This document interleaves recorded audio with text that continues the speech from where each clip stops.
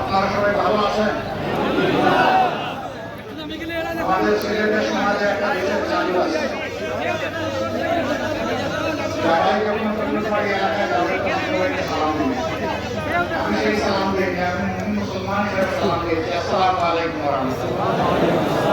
প্রথমটা শ্বশুরবাড়ির সালাম, দ্বিতীয়টা আমার ব্যক্তির দায়িত্বের সালাম।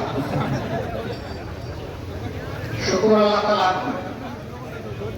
আজকের এই সমাবেশে তিনি আমাকে তৌফিক দিয়েছেন আপনাদের সামনে হাজির হওয়ার জন্য। বাংলাদেশ জামাত ইসলামী বিয়ানীবাজার উপজেলা শাখার উদ্যোগে আয়োজিত আজকের এই জনশক্তি এবং সুধী সমাবেশের সম্মানিত সভাপতি, মঞ্চে বসা বাংলা ইসলামের কেন্দ্রীয়, আঞ্চলিক এবং স্থানীয় নেতৃবৃন্দ, আমার সামনে উপস্থিত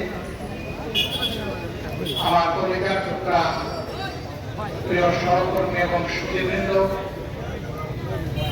জাতির বিবেক, সাংবাদিকবৃন্দ, প্রিয়বাসী,